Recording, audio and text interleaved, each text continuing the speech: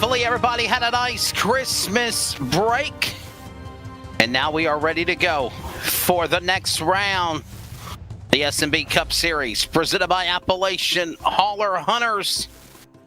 Tonight, it is the return of the series right before the new year of 2021 on LSR TV, CRN Sports. So we get ready for the Tow Outfitters 200 for the drivers of the SNB Cup Series here tonight. It's presented by LSR TV, your home for sim racing round number 9, where there has been 7 different winners in 8 races. And repeat winner Braxton DeWeese looks to try to pull off the hat trick and go for 3. I'm Wesley Outland, joined alongside is Sam Dyer.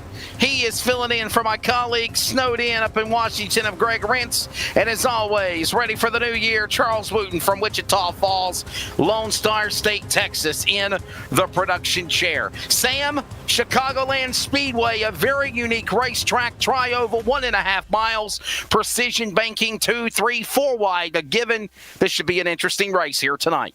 Yeah, it certainly is going to be interesting for these drivers. They had practice on this race course to figure out the setup about a week ago, and the drivers are finding out really it's going to be probably 2 lanes. They're going to be most preferred on those 2 inside lanes, trying to find the most speed. If you try to work around the wall, it looks like you're going to be bogging down, losing all your momentum. So it's going to be a fight to see who can hold on to the bottom and who can carry for their track position at the end. Yeah, drivers getting in place, ready to go here for this event at the Chicagoland Speedway. Practice about to merely come to an end, and then we'll have qualifying on track. But right now, the driver that everybody has got their eyes on, he's currently second on the scoring pylon in practice currently, Sam, is Braxton DeWeese, as he got that big win in a wild race to close out a couple of weeks before Christmas at Charlotte, and now he sits in the number 2 spot right now in practice as he looks for his 3rd win in a row. Yeah, and I think Braxton has a solid chance of winning here at Chicagoland. This 15 machine, like you said, is on a hot streak. He's won the last 2 races, and really being second on the board, looking like draft is what's put him up there. But this 15 machine knows how to be up front and get wins done. Well, I promise, as you look at the scoring pylon, we're not in a winter wonderland or somewhere over the rainbow, even though the scoring pylon looks that way. There are colors on all the names of the numbers in scoring for a reason. If you look at the 7 that currently are in green, they are winners of the series. Most recent winner is Braxton DeWeese after winning the wild race at Charlotte. If you see the drivers that are in blue, they are currently in the top 10 of the points, looking for a win to transfer into the playoffs. Those drivers that are in red are drivers that are currently in the top 16 that have not advanced, and if you're in the black, you are way out of the line. But again, that can change, Sam. A driver like Gardner could go from black to green and transfer to the playoffs. Yeah, it's a win to get in, but there's only 4 races left, so if we find a different winner each week for these final 4 races, someone's got to figure out how to point their way in, even with a win. Let's take a look at the race analysis on here tonight, as this event will be getting underway very, very shortly for those that are joining us on the broadcast coverage. Race information presented by RaceOnSys.com. 30-minute practice about to come to an end here in another minute. Qualifying will be coming up on course. 2 laps. Best time locks into the field.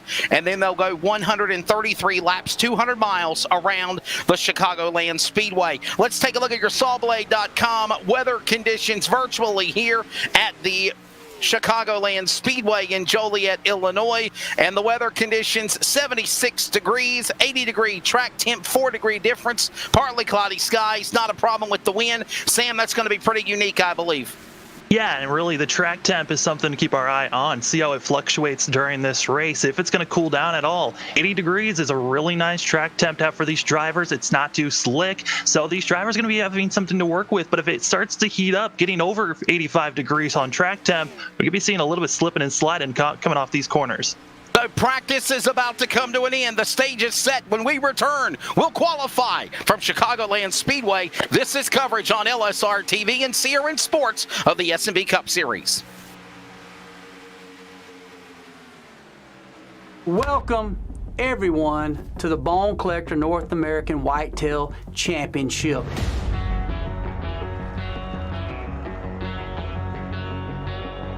No doubt the most exciting championship tournament that's ever hit the whitetail hunting industry.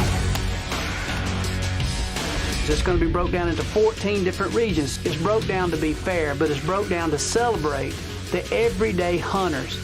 This is one of the most unique championships that's ever been thrown. Let's get to competing. Let's get to having some fun.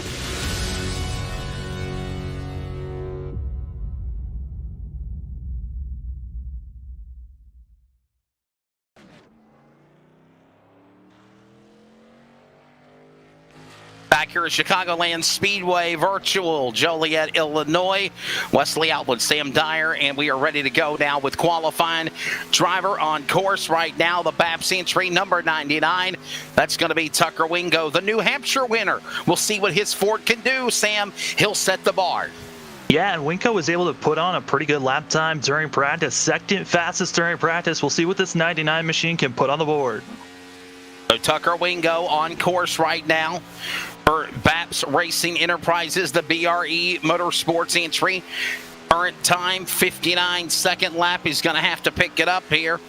As we see Tucker Wingo on course, Jack Ely in the 54 has also poked his nose off of the pit lane and made his way onto the mile-and-a-half here at Virtual Joliet, Illinois. Brockton Packard in 24, and Matthew Gilliams will now go to the top of the board with a 30.068 second lap for the Darlington winner in the 28 car. Yeah, it's a very solid time for that 28 machine, and he's going to try to carry his speed even more through these upcoming corners. Really, that first lap seemed like a lot of drivers were trying to carry their momentum, get the speed, and coming off the corner this time around, this 28 machine, another quick time, trying to best that lap time. I think he did. He is quicker, 30.007, and I don't mean James Bond. He goes to the top of the board, but not anymore. Ross Tatum, the boss in the number 1 machine, now puts the Monster Energy Ford to P1. No stranger there, 26.876 seconds. What a time there for the driver of the number 1 machine. Smith now second best in the 12, as we now see Braxton DeWeese in the High Five Racing entry. Toyota looking for a drive for 3. A hat trick in virtual iRacing on the SNB Cup Series tonight at Chicagoland. Third fastest during practice, Braxton DeWeese. He's got all the momentum. He won at a road course, at the Daytona road course, and then he won back at Charlotte, the last race we saw these guys at. And DeWeese, based off of what we saw at Charlotte, willing to do anything he needs to get the W, and expecting to see that here today. But coming across the line, this is looking good for the 15 machine. He's really trying to stick low during this course. And can we also add, Sam, that he was the winner of the non-points all-star race at Charlotte 3 weeks ago. That was a non-points event, but if you want to be honest, he's already got a hat trick of victories, but 2-point wins at his credit, as Braxton DeWeese will climb up to 4th. Lap number 1, 29.924. Still behind Gardner, Smith, and Tatum at P1 as the time is running out. Still a couple of more cars left to take time, and DeWeese has one more shot at him for the pole. Yeah, and DeWeese is going to be trying his best right now with this 15 machine and going to be staying as low as he can to that white line. Now coming across the line here. We'll see if he can best and try to get past Tatum here. Cross the line. Second best for himself. 29.896. And put Braxton DeWeese now in that Miller High Life entry for High Five Racing up to the number 2 position. Come so close to winning at Charlotte a couple of weeks ago. The number 88 Ford Mustang entry from California. Matt Dyer. Sam, that's your brother. Yeah, we're both under the same roof, hoping that he has a better day. But, you know, Matt's been kind of consistent in most leagues that he runs in. He's known to be showing speed at the end of these races, but finding a way to throw it away at some point. He's also got to maybe change up his situation. He's one of those drivers that likes to use up all of his tires early. He might have to change that strategy up if he wants to go for a win. 30.468 for Matt Dyer. We got one brother in the car virtually here at Chicagoland. We have the other, Sam, my colleague, in the booth. Spencer Hardison for CEM Motorsports. The lanes Motor Toyota has not rolled off of the pit lane yet. I wonder if he will. Coleman and Terry are also drivers that have not taken time, and I don't think they will. Yeah, I think this might have been a strategy call on their part. Stay in the back, wait and see how this track's going to evolve. Listening from the drivers on how that practice went a week ago, looks like the tires for these drivers are able to go flat out for the first about 10 to 12 laps. Then they got to worry about saving those tires. But Spencer Hardison, someone to watch out for. He won back at Kansas on our third week of the season, and he's a driver right now, Chicagoland, and well as Kansas, very similar. So that 9 machine might be someone for us to watch out for later in this race. They are gritting. Qualifying has officially concluded, and we are ready to go. 200 miles, 133 laps, just shy of 134 here at Chicagoland Speedway. The ComServe Wireless starting lineup looks like this. Ross the Boss Tatum on the pole in the number 1. To his outside, looking for the hat trick, Braxton DeWeese in the number 15. Row number 2 is going to find Jacob Grant. Pillsbury, after the holidays, he'll start 3rd in the 5. Caleb Smith, Sam, in that number 12. He'll start 4th. Yeah, Caleb Smith really looking for a day to honor his grandpa rocking that machine. Row number 3 is going to be Christian Gardner. As well, it's going to be Tucker Winko. Moving on to row number 5. You do row 4, by the way. Go ahead. We row do 2 4 by 2. is going to be that 94 machine of also our Daytona winner. That's going to be Allers there, as well as the 29 of Sherwood. Joshua Altis, again, the Daytona winner. Moving on to your top 10. Jack Ely in the 54 machine to the outside. Brockton Packard in the number 24. Row 6, Robbie Helms in the 18. He'll start 11th. Keenan Massey, the 4, your top 12. And you drop back to row number 7. You've got the 28 of Matthew Gallum, as well as Matt Dyer going to be there. And excited to see how these drivers are going to go throughout the rest of this race.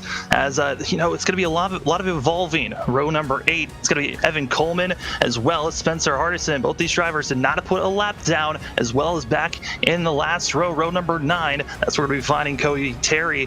And so it's going to be interesting to see how the drivers that didn't put a lap time down, how they're going to be working their way through traffic. It's looking like pack racing is the way these drivers are going to be dealing with the first about 10 laps or so.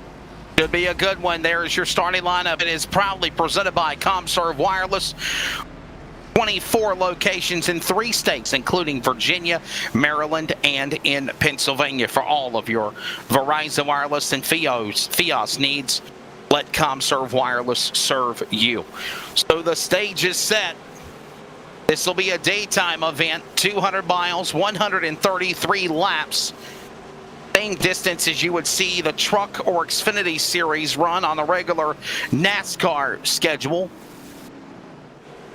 And keys to the race, Sam, what do you think these drivers are going to have to do here to survive this race at Chicagoland, themselves or the track?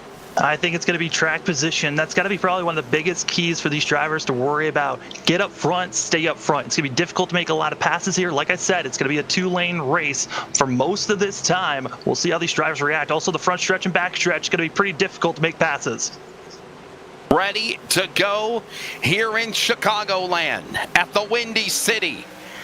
Hope you had a great Christmas. Now we get ready for the new year. A final send-off in 2020. Green in the air. We're underway in Chicagoland.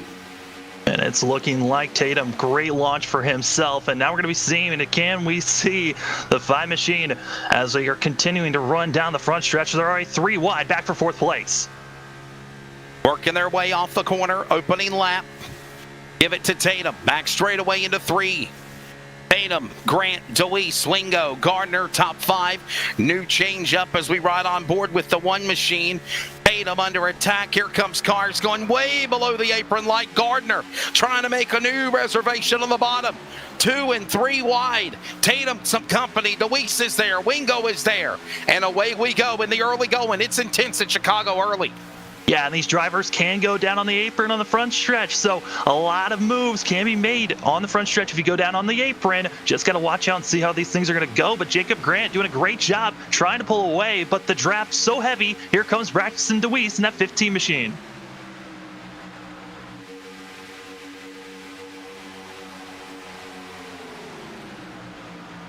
And understanding a new number on the 52 for Grant. Normally he is in the 5. Now he is in car number 52. A new season, a new year, a new race, Sam, and he changes his car number. Hey, might as well switch it up. You might as well try something different. He's just trying his best to get himself into the top 10. He's only 3 points out. Might as well switch something up and try to give yourselves that new momentum pushing forward. Whatever you can do, whatever it takes. You see from the gyro cam on Braxton DeWeese just how banked.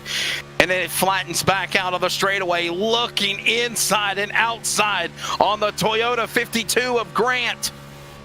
You see him reeling him back in like bait on a hook off of 3 and 4. Shadow into the corner off of turn 4. And here they come back to the stripe. I talked about how this track, it's really going to be a lot of flat-out racing for the first about 10 to 12 laps. We'll see after that marker. I think that's when we're going to start seeing the drivers start to split up on seeing how well they're doing as the 7 of Gardner gets pushed up extremely high. Already 5 laps index time by here at Chicagoland Speedway. The 52 machine, it says 5. That's Jacob Grant, Pillsbury. He's in red because he's one of those drivers that are outside the top 6, or he's out. He's not a winner on the series. He's in the top 16 or top 20 of the points.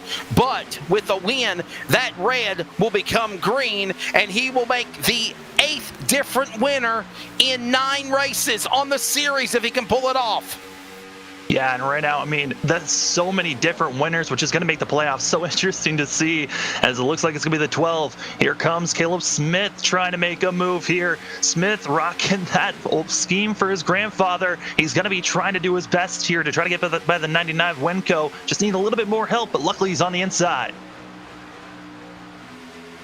There you see that 12 Smith's machine. The Ralph Smith lap will be on lap number 78 in honor and homage of his passing family member in this holiday season. Looking at the field. 70 in now. We're looking at the field right now here, Wesley, and I gotta say, we're seeing a lot of movers and losers right now. Ross Tatum started on pole. He's back in 7th place right now in that 1 machine. And then the 28 machine, he's making a great charge. Started back in 13th place up to 8th. Grant, Smith, DeWeese, Wingo, Altus, top 5. Joshua Altus, the Daytona winner. Gardner, another driver that got in black on the scoring ticker. That's because he's one of those drivers that are mathematically eliminated by virtue of the points being out of the top 20. But if you win, that all changes things. And by the way, with this race counting, we are 4 races until the playoffs for Season 2 of the SNB Cup Series presented by Appalachian Holler Hunters, Sam. Yeah, I mean, Season 2 has been a blast to watch. Is now to the point. Caleb Smith on the inside. Braxton DeWeese, he might be trying the outside, maybe 3 wide. Thinks otherwise. Smart move for that 15 machine. Just wait and linger. We know Braxton's quick. The question is, will he be patient enough to find himself up front? He's looking good, but Caleb Smith to the point, but here comes Grant right back to the inside. Back straight away into 3. Here comes Smith up the outside lane to the bottom on Grant. He'll carry Wingo with him. DeWeese tries to weasel that spot to the inside and make that run as they come back down into the tri-oval. And a gaggle of cars behind them as they're right now one by one. DeWeese somehow saving that thing after contact with Altus. Look at that damage on the 15 machine. Oh no. Wow. That is not how you want this race to start out, especially for the 15 machine. Luckily, there's a fast repair given to these drivers to utilize, so his race isn't completely over, but you do not want damage this early on in a race. And just got to give it attaboy to Braxton DeWeese for high 5 racing, because that could have been ugly. Not only for him, worse for wear than what it turned out to be, with a lot of damage on the left side of the driver door. But in addition to that, other adversaries, innocent bystanders, could have got collected.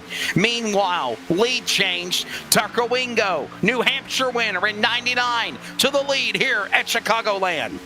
Yeah, that little bit of contact from the 94 and the 15, it started to split up, and now our top three have really been able to pull away almost over a second between third and fourth place at the moment.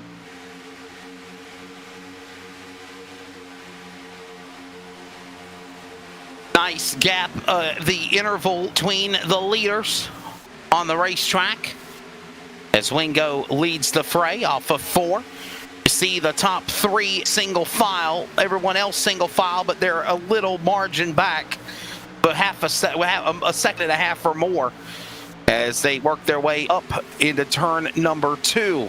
Wingo, Grant, Smith, Tatum, Gardner, top 5, roaring single file off 2. Yeah, pulling it to the inside. Man, that was a bold move there by the 54 there.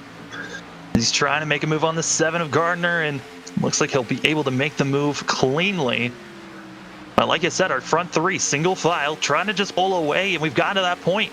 Lap 15 for these drivers. That means that they have to start worrying about backing off a little bit, and that tire wear going to be really hurting some of these drivers if they haven't been taking care of their tires.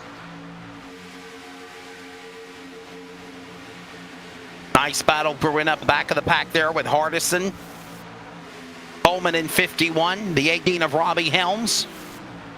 All these drivers in the backpack having a nice little battle. You know, they always say, why don't we show more racing? Well, they're racing hard in the back, and we're showing it.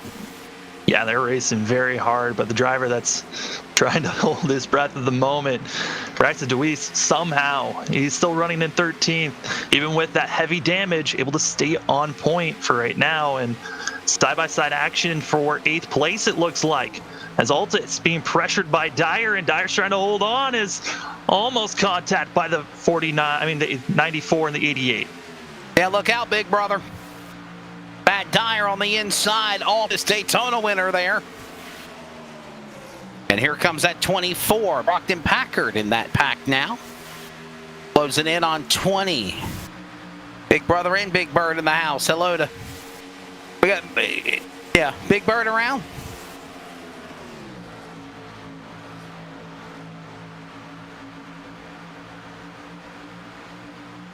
I love the side panel on the 24 car of Brockton Packard. It says, do not enter 2020. I mean, it's one of those years that you just kind of want to phase out of your mind as right now. Altus, he's certainly, with the damage that he got with DeWeese, it's hurting that 94 machine. Both those drivers battling for 4th and 5th before the contact. Now just trying to hold on until pit stops happen, which that's going to be happening here in the next about 10 to 15 laps here, Wesley. And that's when these drivers are really going to have to think about, when do we want to come into the pits, and at what point do you want to start making that charge? Also, up front, Caleb Smith looks like he was not able to really hold on to those tires. He's dropping back a little bit, and now is in the clutches of Ross Tatum. Yeah, I would say that the window is between 37 to 40 laps before they have to start getting down to the pit lane for tires and fuel. As Wingo, still the man out in front. You just saw Smith in the 12. There he is again. We will have a special tribute lap, Smith family, on lap number 78 of this race, which is quickly approaching in about another 50 laps. Lap 79 is actually the lap when we will have it. Wingo still leads, Grant second. He's in red as one of those drivers that are in the 20, but not a win. Grant there in the 52 car. There's Wingo, there's the leader. Smith behind him to third. He won a race this season. So is Ross the Boss Tatum in the 1. Grant right there, changing up everything, Sam, on his car. Normally he's in a black number 5. Different logos, wrap jobs. Now he's gone white, rainbow color on the side for the 52 Toyota. Now in second. Yeah, the reason for him rocking these different schemes is because he's also rocking a scheme to honor Caleb Smith's grandfather that passed away. This is a scheme to honor him, the grandfather, and a great tribute both for the 52 and for the 12. Just happy to be able to honor such a great man for themselves. I do want to look back here for the battle for 8th place, side-by-side action here.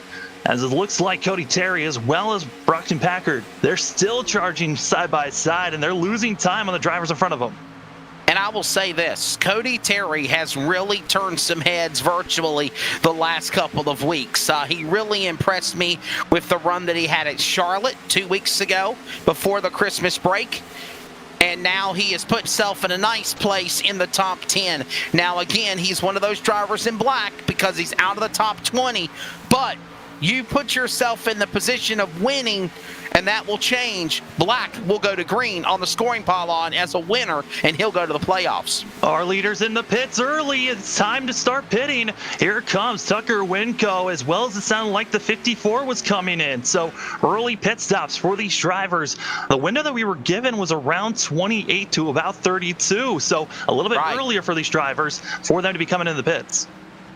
Yeah, I was thinking around 30 to 35 laps is when they would start coming to the pit lane, but they have jumped it up by 11.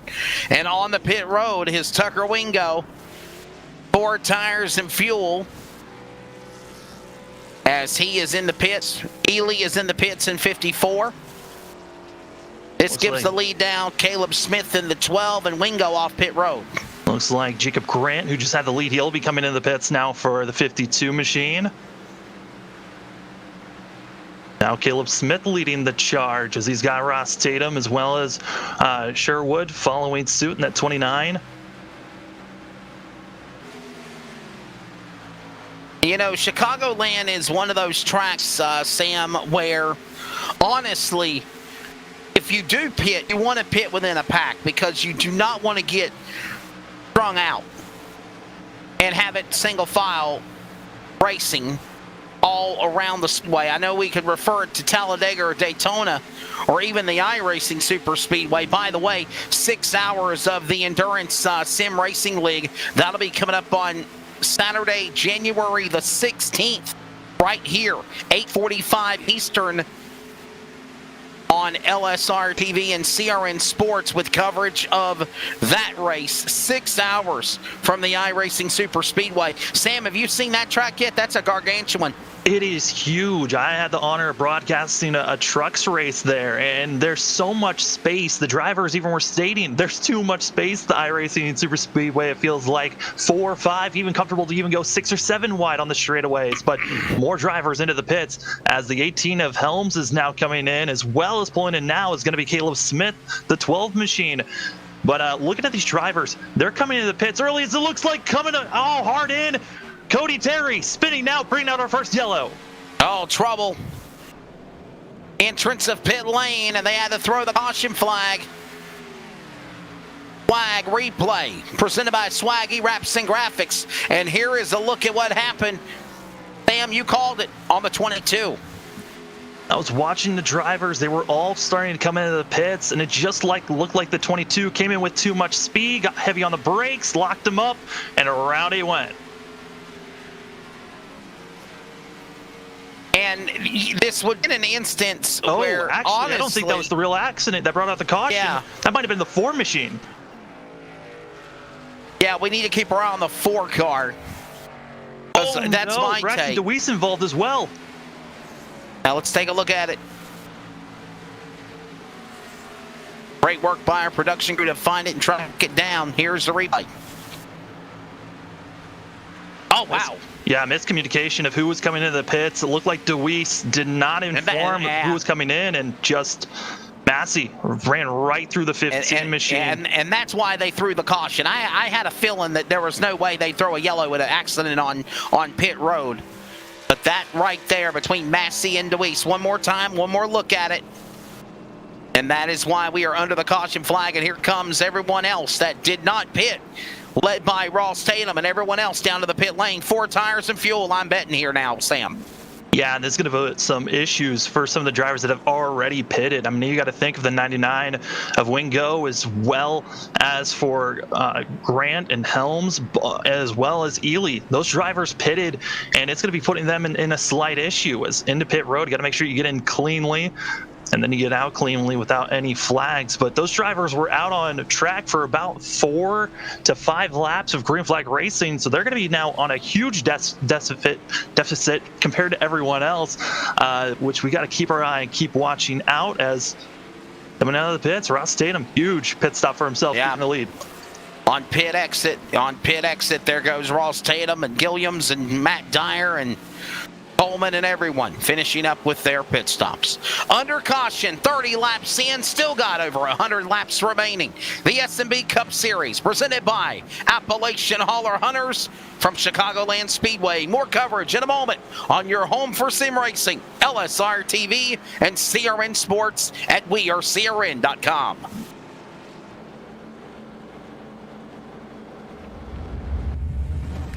The DK4 by NAP represents the next level of broadheads, providing you with fixed and mechanical blade technology in one devastating head. Available in both crossbow and compound models, the DK4 features a pivoting main blade, which eliminates deflection off bone and maintains momentum, while delivering true field point accuracy, as well as 2 deploying bleeder blades for 1 1/4 inch secondary cutting diameter, equating to devastating wound channels. And with an internal blade retention system, there are no O-rings, collars, or rubber bands, just the confidence knowing that the blades will open on impact no matter your target. Featuring a bone-crushing trophy tip and diamized blade sharpening process for true ultra-sharp blades. The DK4 Broadhead from NAP. Hunt with confidence.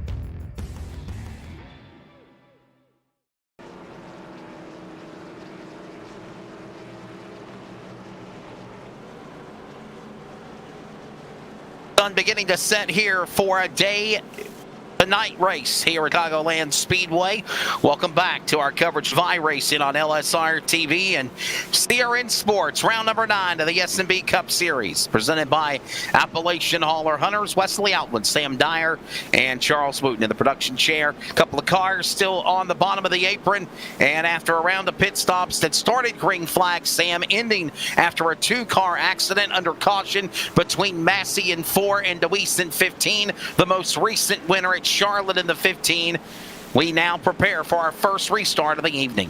Yeah, luckily, Braxton DeWeese does have a fast repair to work with, but with drivers and the fact that there is one fast repair out there on track for these drivers, you kind of want to save it for the final 30 laps just in case you get caught up in something. Now the 15 has to be racing cautious, hope to survive until the end so then he can make his big moves that Braxton's kind of been known for, to try to go for a win at the end. Lights are off on the pace car. We'll get ready for the restart. Hey, by the way, don't forget the iRacing Northwest Tour, presented by Joe's Racing Products, is back in action on LSR TV and CRN this Sunday night. Coverage from New Smyrna Speedway in Florida. Also, we have a new series to unveil on Sunday afternoon at high noon, 12 p.m. Eastern, 11 Central, 9 a.m. on the West Coast. A new Sunday afternoon series that, Sam, will consist of Cup and Trucks, alternating schedules back and forth. Hey, new season, time to try out some new racing here with the new year that's coming around, as it's going to be Ross Tatum taking us to the green, as with a lot of the shuffling from drivers taking waiver rounds, it's now going to be leaving us with not a lot of drivers that are side by side up front. But it's going to be Matt Dyer, who started in the back of the pack. He's now up to second place after all the shuffling and the miscues with coming into the pits early during the green flag pit stops. Yeah, back to the restart on lap number 33, 32 completed. Back straight away, Matt Dyer up to the number 2 spot. Big brother of you, Robert Sherwood, right behind him in that 29. And Matt Dyer up 12 positions in this last restart, taking advantage and closing in on Ross Tatum, the leader in the 1 as they go to 1. Yeah, Ross Tatum, we saw drop back quite early on that first green flag run that we were on. He went all the way back to about 7th place. And then we saw the Altus and DeWeese incident that happened that brought Ross back up to the battling for 3rd place. So we'll see if this one machine has figured anything out on how to save those tires for later on in these runs. Here they come, back out of 4 to the stripe. 100 laps remaining. Under 100 to go now, 99 to be exact, as Tatum is the leader. Got a gaggle of cars behind him. They're all single file, but when do you break out? As here comes Sherwood, he'll do just that. Making a run on Dyer in 88, and behind him, Gardner and Gilliams. They make their battle. What a good run for Gardner. Black on the pylon in the number 7, trying to climb the ladder and get a win here at Chicagoland, Sam, to advance to the playoffs in just 3 weeks. Ooh, Gardner was thinking 3 wide for a second there, but thought otherwise. A very smart move for himself, getting by Dyer. Now going to be following Sherwood, and Gardner has an extremely quick machine. I think Gardner is one of those underdogs that we talked about. Yes, he's got the black marker, but certainly a dark horse for today's race. And the only reason he wasn't battling for the top 3 on our first green flag run was because he got moved up so high, lost about 5 positions, now running in 3rd place.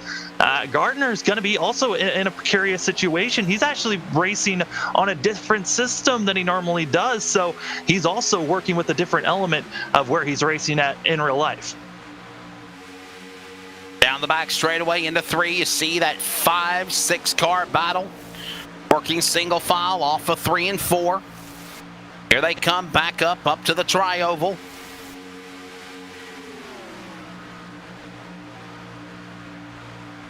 And understanding the race sponsor, the Southern Tow Outfitters, the South Tow Outfitters sponsor is on the number 7 car.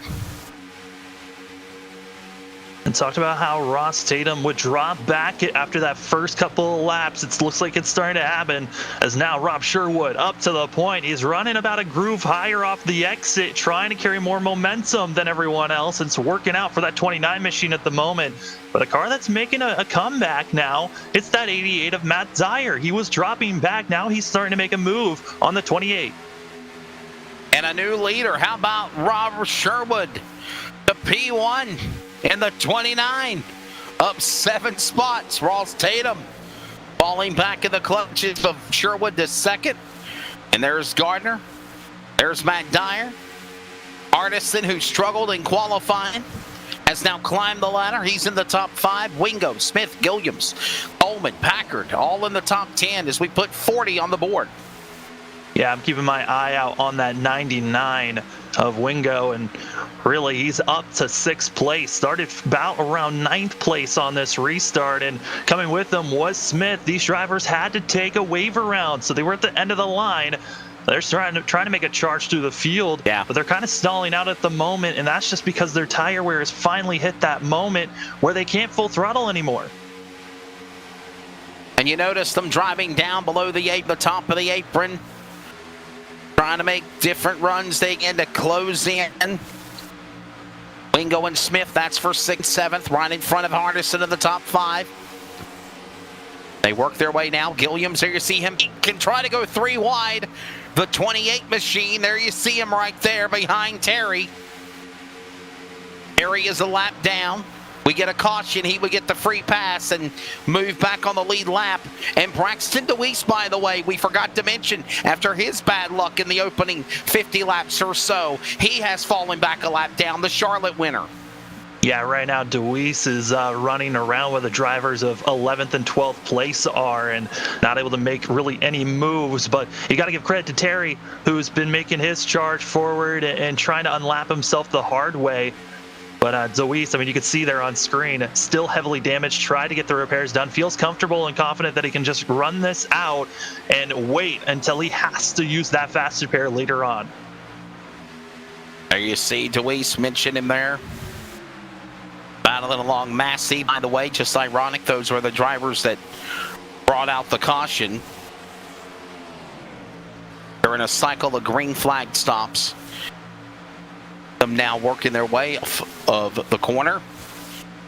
Down below the apron, big brother, Matt Dyer. He's up to 3rd now, Sam.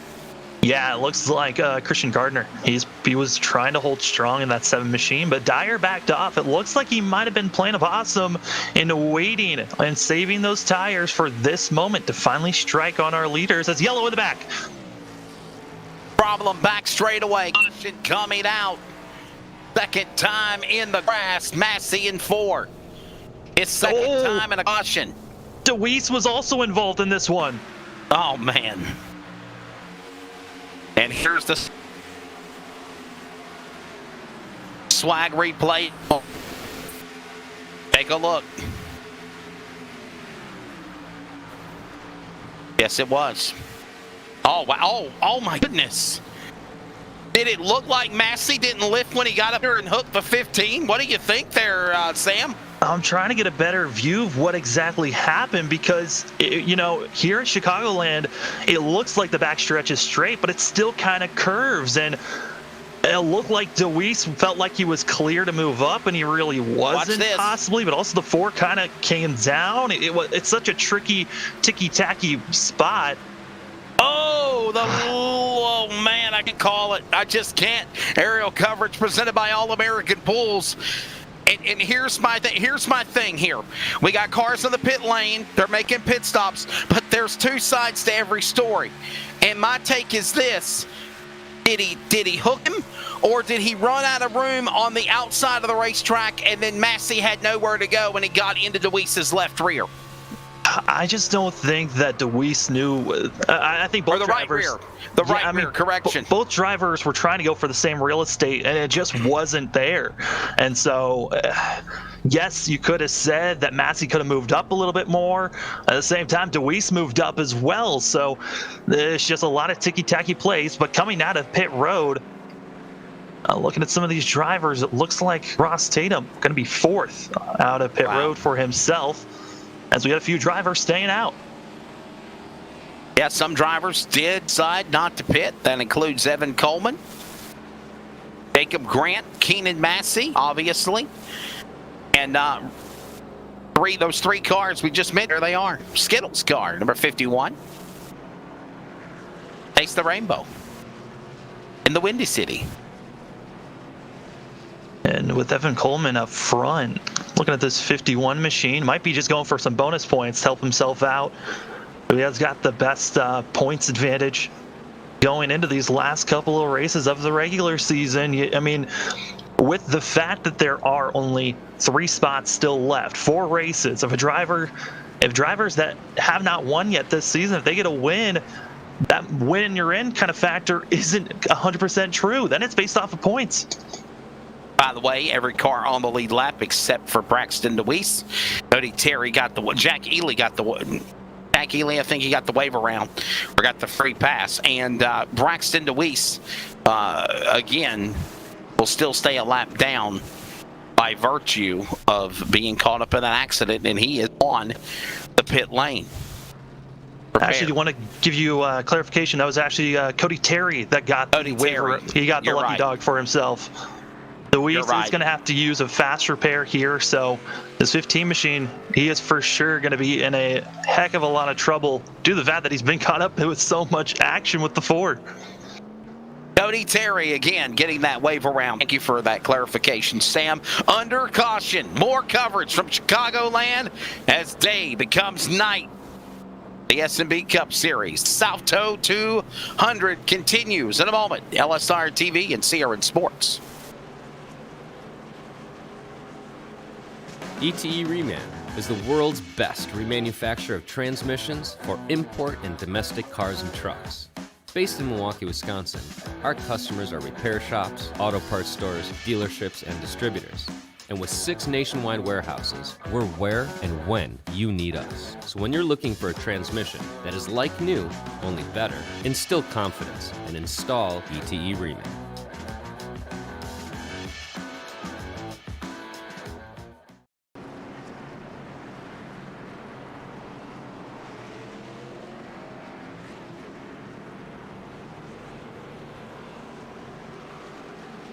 Approaching 50 lap here at the Chicagoland Speedway. Welcome back to our coverage on LSR TV at LiveSimRacingTV.com and CRN Sports. We are CRN.com. Hey, by the way, it was announced yesterday, CRN Sports back to covering other stuff besides e-racing. We've enjoyed it. We will still continue to do it. but we have got the green light from the North Carolina High School Athletic Association, and we will start covering basketball for men's and women's. It's baseball, softball, and even on the gridiron in February, football.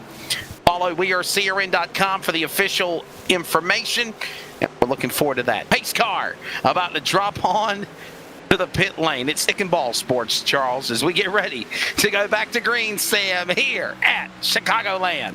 Yeah, we got to watch out for the 51 and the 52. Both drivers did not pit for tires or fuel. Matt Dyer going to be the first of 4 tires out on track. And then the one of Ross Tatum, he only went for fuel, so he's on the older tires. Got to watch out as those drivers are going to be fading through traffic.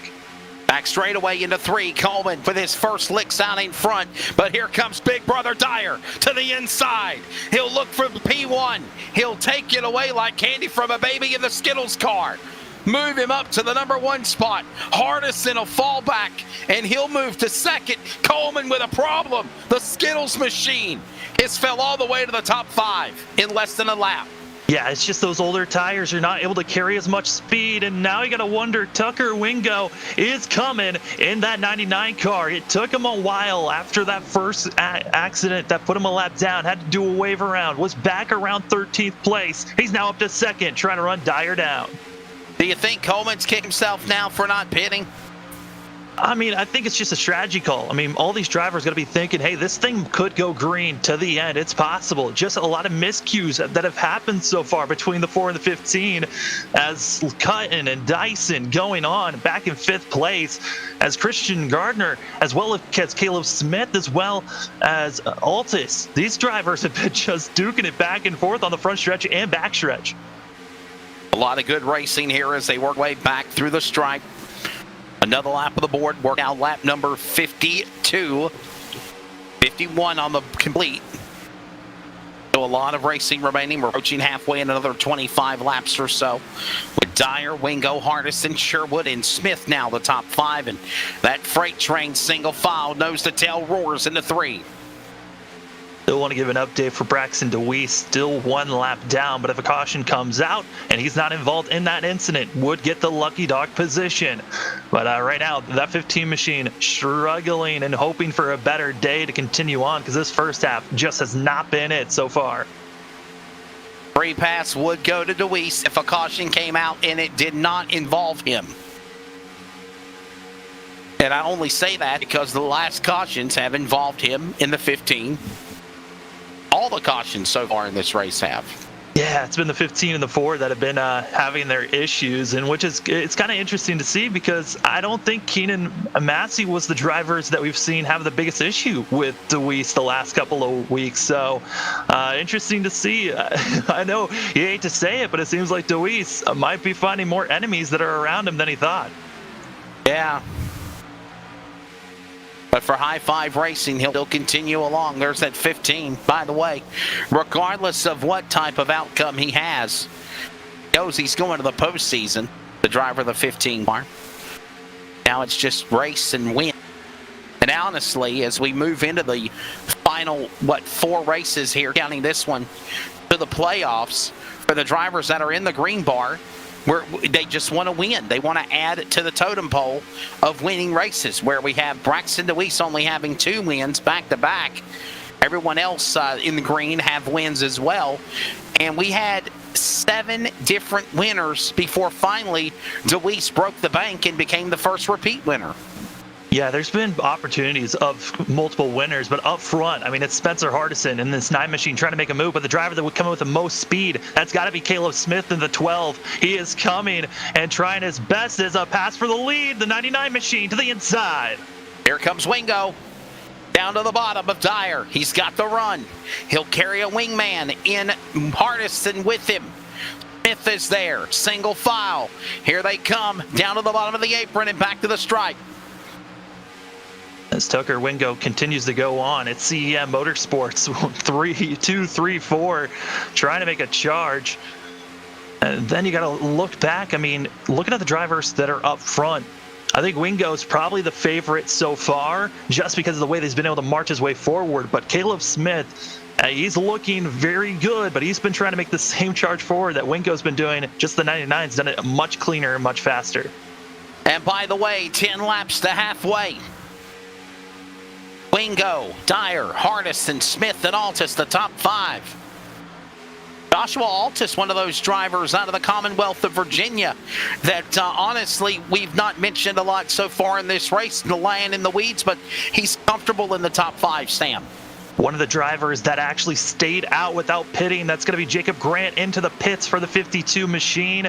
So he's most likely going to be going a lap down. Now we got to watch for Evan Coleman when that machine is going to be having to come in. Up the racetrack with Smith, and there you see Coleman still on old tires, praying for a caution. Just him not be it, that he can come to the pits and take on 4 tires and fill up the tank. Looked like Altus might have gotten extremely tight, almost got in front of a couple of drivers. It's going to be Cody Terry as well as Sherwood.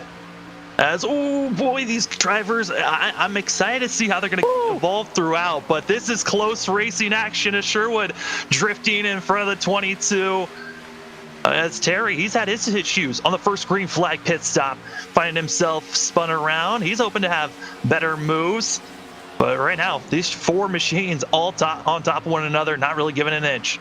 That's Ely in that 54, trying to close in on Sherwood. They'll go single file now as they go below the apron, back to start finish.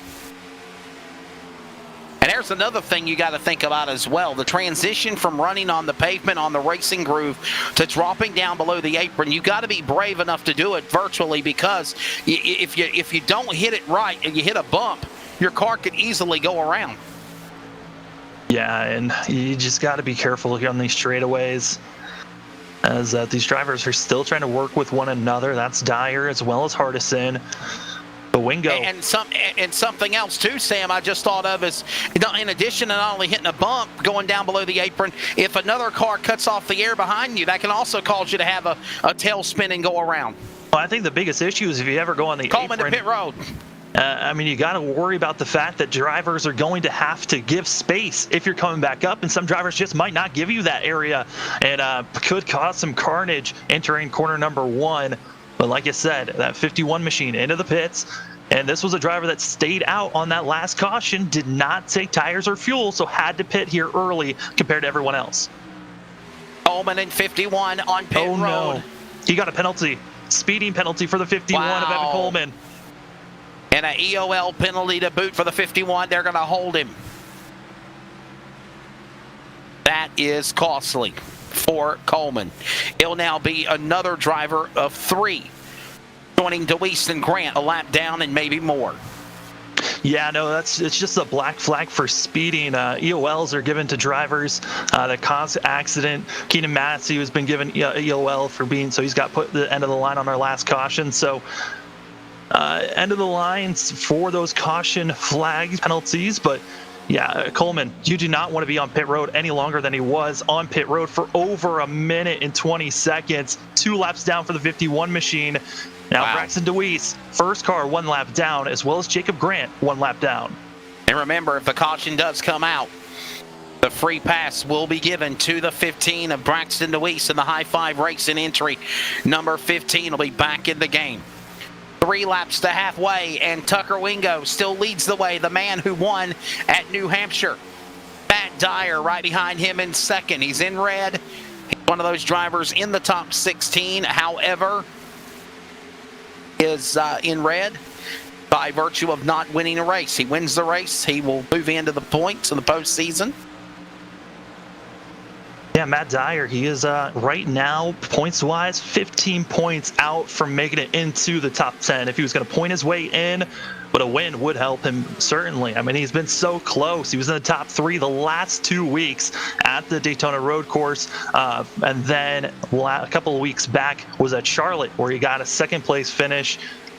But right now, this 88 machine been on fire. Probably the driver that's been the most on fire of looking on a hot streak without a win for sure for this 88 machine. But looking at other drivers, I mean, Tucker Winko, he hasn't won since week 2. This 99 machine looking for more action, as you see on screen, the battle that's going on for 4th place and also 3rd. Coming up on halfway this time by, as Tucker Wingo is leading the way. Wingo, Dyer, Hardison, Sherwood, and Smith, your sawblade.com. Top 5. We're halfway. Nightfall settling in. We'll go side by side. You don't miss a thing. The SNB Cup Series and the South Toe Outfitters 200 ready for the second half when we return from virtual Joliet, Illinois. We're based out of West Monroe, Louisiana. We do custom T-shirts, racing. We'll do any shirt. We'll do schools, churches, fundraisers. We do a ton of event shirts, as you can see on our board here, all around our banner. Personalized. I mean, we do anything. It doesn't matter to us. We got the custom rugs. We use all the, top quality shirts, inks and everything. Hoodies, hats. We do embroidered hats, embroidered shirts. Just you can call us for anything. We do offer the bag and fold to where you can receive them and they're already labeled and tagged and bagged, ready to give out to your customer and stuff. So you just call us and just tell us, hey, this is what we're looking at doing. And if we're going to put the car on there, it is 125 quantity minimum. If it's without the car, it's 60 quantity minimum. That's strictly on the racing stuff.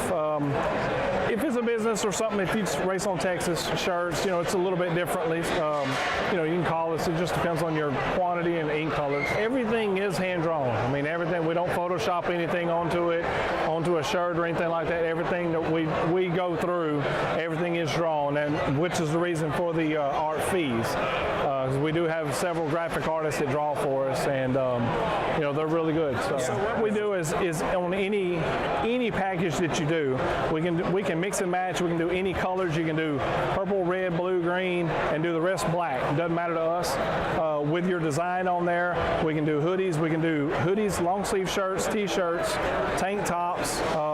It doesn't matter. I mean, it's almost limitless what you can do, and you can put all that together in that package to make that minimum requirements. They can call us 318-278-7191, or they can email us at bulletprooftees@yahoo.com, or they can go to the website bulletprooftees.com. Welcome back to the South Toe Outfitters 200, round number 9 of the SNB Cup Series, presented by Appalachian Holler Hunters on your home for sim racing, LSIR TV, livesimracingtv.com, and at CRN Sports at wearecrn.com. Wesley Outland, Sam Dyer, Charles Wooten in the production chair. We are after the halfway break, approaching 73 laps, and Matt Dyer out in front as we see Jack Ely making a race off pit road now. Yeah, Jack Ely had one of the biggest scares and almost brought out a yellow when he made contact with the 22 of Cody Terry. Side-by-side action for second place. Sherwood going to be making a pass here on Spencer Hardison, but drivers are coming into the pits. Another driver that came in was Tucker Wingo in that 99 car who was up front. And this is around the time that we had our first caution here, Wesley, and it's getting closer and closer of when or if we could be seeing another caution. Also approaching the Randy Smith tribute lap on lap number 79.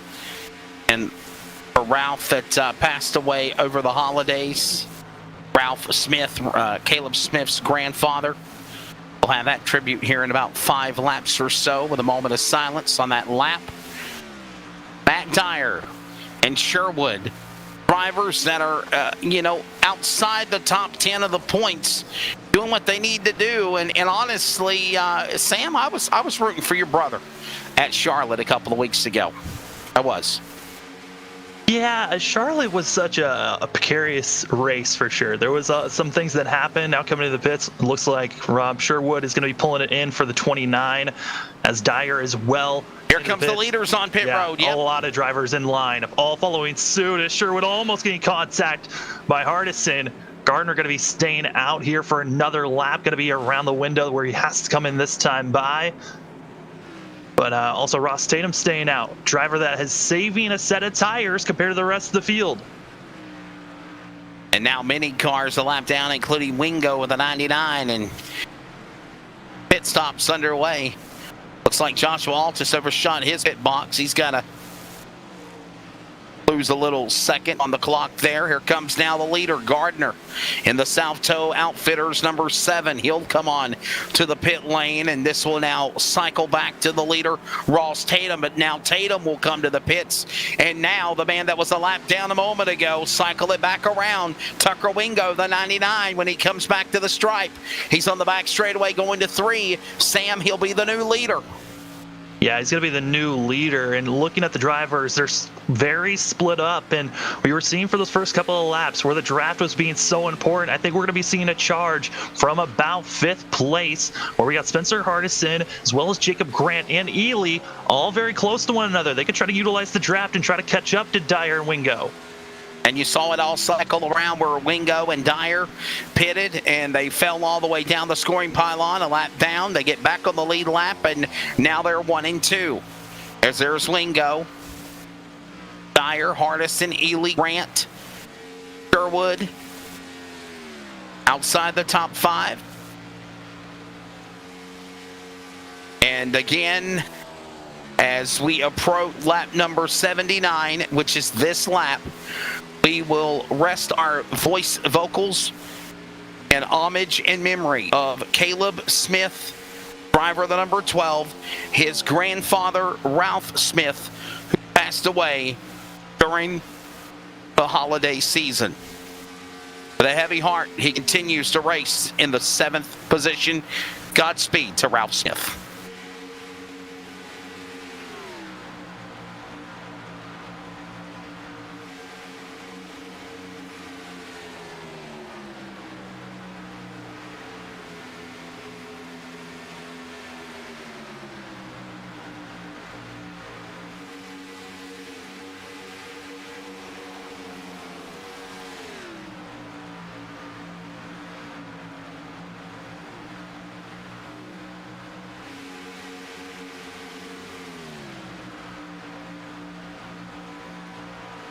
Proud to be in the Tar Heel State from North Carolina.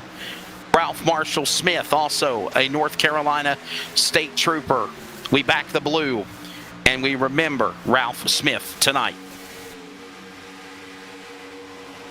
Well, look at what's on track. I mean, I gotta say, this pack I was talking about, where Spencer Hardison, Sherwood, as well as Smith, Ely, and Terry, they're all grouped up, and they are slowly gaining on Dyer. The gap was about 3.5 seconds. It's now down less than 2.5, and they're going to slowly catch up to the 88. The trouble is, will they be able to catch up to the 99 of Wingo, or will they bring out a caution with how they're racing?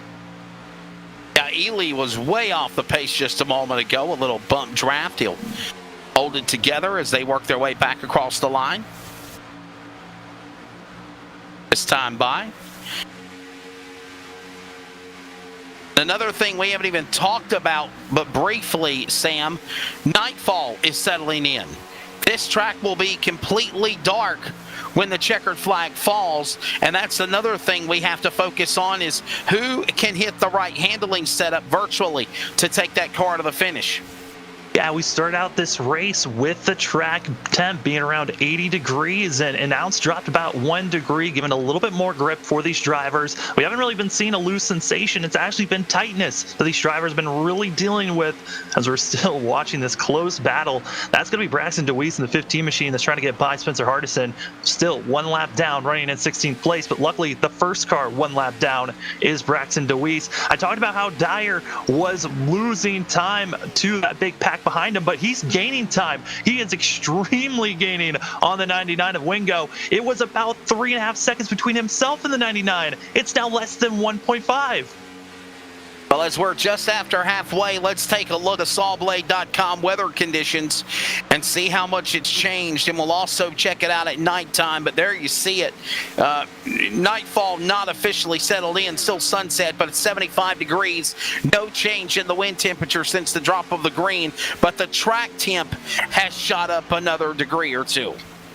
Yeah, it's actually gone down a degree, so that is giving more grip to these drivers, and so able to see them make a charge. Also, a great rebound. Looking at the drivers so far and where they're at, got to give a shout out to the 22 of Cody Terry in 4th place, just getting by Spencer Hardison. That 22 machine has been having an eventful day, and oh my goodness, I don't know how he found the space to get near and almost cutting off the 9 machine. Got to be careful making those moves. But as they're still battling on, our leaders, that gap dwindling. Harry Hardison in that mix, as well as Sherwood. They work their way back through the tri-oval into 1 and 2 up the racetrack. Harry currently up 13 spots in the top 5 and 4th. They're all trying to run down Tucker Wingo, but here comes Sherwood with a run on the bottom, trying to carry also Hardison with him for that spot. Yeah, and this is a lot of drivers that all came into pit road at a very similar time, so they're really working on who saved their tires the best, as they've been out there for about 11 laps now. So there's no difference between that. The major difference is between our front 2. Wingo came in about 5 laps sooner than Dyer, and that gap, it's now less than 2/10. That 88 machine is right on the bumper of Wingo. Matt Dyer looking like he's ready and poised to go to the front, as Caleb Smith, as well as Terry and others that were in a pack once before, they haven't been gaining at all on the 88. Little brother getting excited for big brother Sam. To Matt Dyer. He's moved into the 2nd spot, reeling him in for the lead, and here's the 12 in tribute for Ralph. He is now up to 3rd, and that car looks really strong. Just almost 3 seconds back, though, on the interval to Matt Dyer for 2nd. Yeah, and right now it looks like Caleb Smith, he's got to figure out how to get closer, and he's really now hoping that he can work with the 15 of DeWeese, and both those drivers can really start working and making a charge forward. Now, drivers that are off sequence, that's Jacob Grant and also Evan Coleman, as right now Jacob Grant had to come into the pits 3 laps ago, 1 lap down. Coleman's going to have to come into the pits here in the next 3 to about 5 laps, but both those drivers 1 lap down. But up front, still Dyer waiting to make his move, just with 4 lap fresher tires. He's running about almost 1/10 to 2/10 faster than the 99. Now trying to make a pass on the outside. Might try to dink it low, and he does, trying to make a pass. A run there. Here comes Dyer. Peekaboo to the inside, to the outside. And Wingo throwing the block on the 88.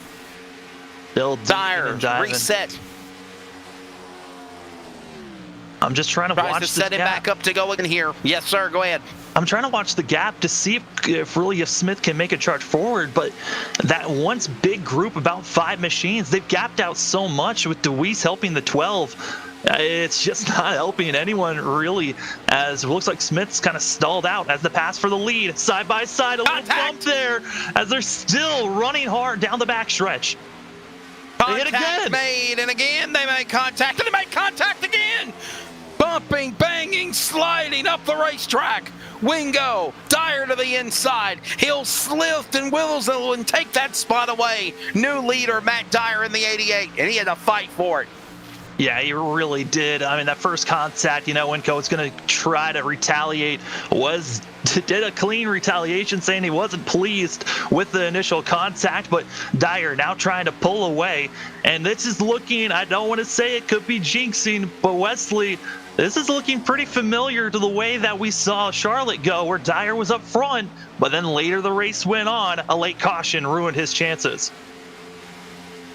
Matt Dyer out in front, the leader down with the 88. Wingo in 2nd. 5th, 3rd, and I was going to say, with Dyer and Wingo battling as much as they were, Smith could have took advantage of this, and he has closed in on the interval, but he is still almost 2.4 seconds back to those leaders. I'm trying to do quick math here to figure out what the fuel is going to look like for these drivers. They're right out at the window. I'm thinking about lap 110. I don't know if they can make it that far. That's the thing. They need to at least try. But right now, doing the math of how long they've been out there, these drivers could possibly be about 2 laps short from making it. So some machines might be already going into save mode, trying to save fuel to try to stretch it a little bit farther so that final stretch they can make it. Yeah, I still believe they're going to have to make another pit stop. There is a money stop coming up unless we get the caution flag or we go green flag pit stops. I feel before they hit lap 110, they're going to have to pit. We'll see. And serving or not, Wingo has lost ground to the leader of Matt Dyer. Now almost half a second back as Coleman goes by and passes him. He's a car lap down. 3 laps down or more in the 51. Yeah, right now, I mean, just looking at it, Dyer's trying to pull away as looking at Caleb Smith's machine, that 12 car, just trying to have the best day possible, honoring his grandfather who passed away, and doing a great job at it with a top 5 running in 3rd place at the moment. But this is about to get very dramatic very shortly for these drivers. A lot of them looking to pit here, possibly in the next 10 to 15 laps here, Wesley. And things are going to get really interesting because I believe that's still going to put them possibly, like I said, 3 laps short.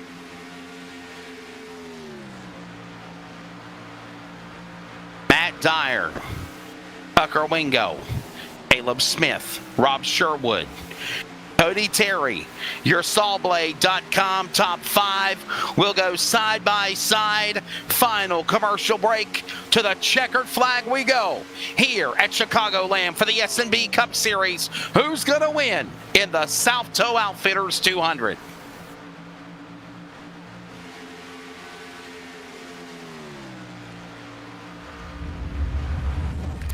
The DK4 by NAP represents the next level of broadheads, providing you with fixed and mechanical blade technology in one devastating head. Available in both crossbow and compound models, the DK4 features a pivoting main blade, which eliminates deflection off bone and maintains momentum, while delivering true field point accuracy, as well as 2 deploying bleeder blades for 1.25 inch secondary cutting diameter, equating to devastating wound channels. And with an internal blade retention system, there are no O-rings, collars, or rubber bands, just the confidence knowing that the blades will open on impact no matter your target. Featuring a bone-crushing trophy tip and diamized blade sharpening process for true ultra-sharp blades. The DK4 Broadhead from NAP. Hunt with confidence.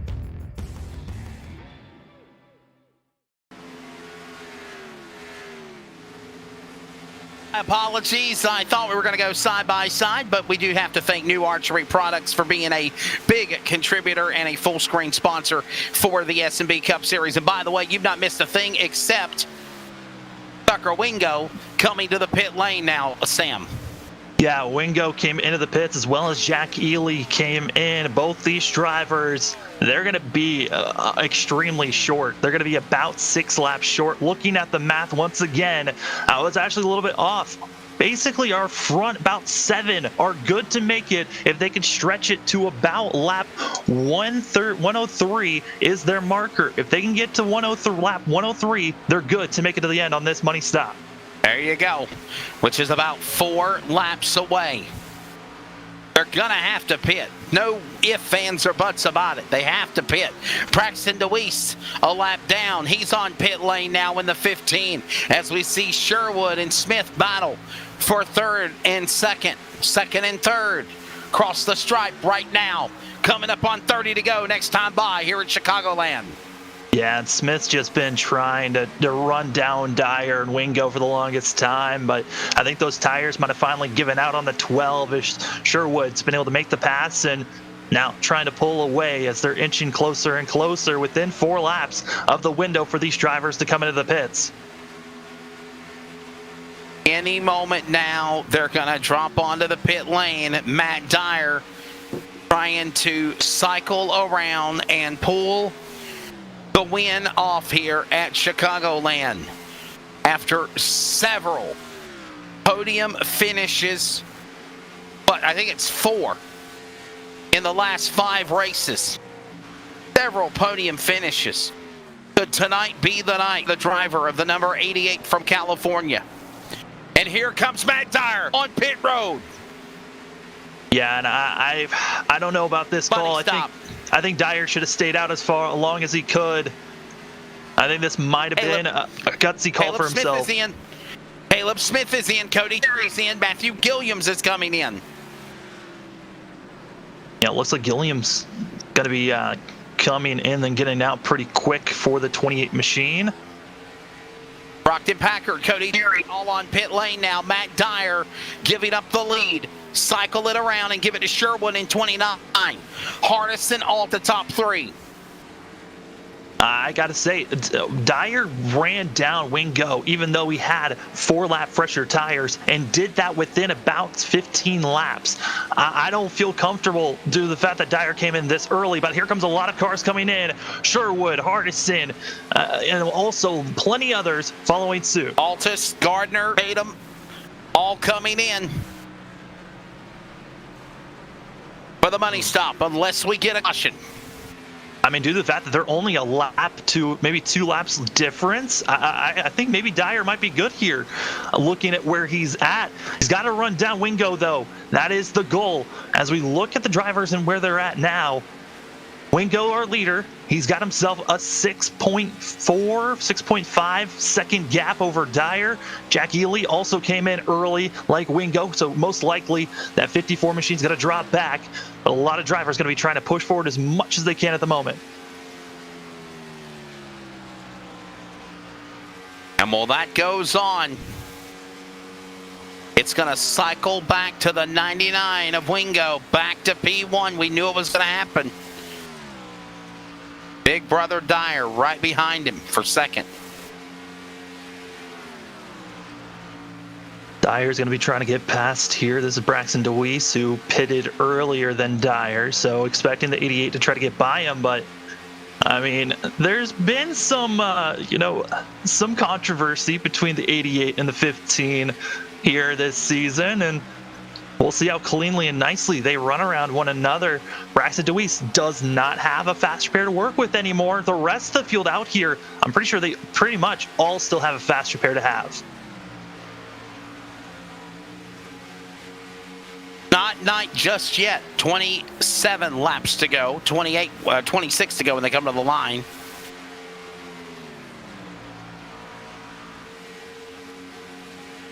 Wingo, Dyer, Ely, Smith, and Hardison now your top 5. And there goes Dyer. He is way back. 6 seconds. Can he run down the 99? I think when we're really going to be seeing that charge here is probably in the next 2 laps. That's when Wingo's tires are going to be falling off a little bit. He's not going to be able to full throttle this course anymore. You also got to think that Wingo's got to be in save mode at some point. I don't think that he can make it, but I think he's just trying to keep this gap as far as he can. There's also battle that's going on is for 3rd place. Ely and Smith, they're side-by-side battling. 25 to go. There's the leader.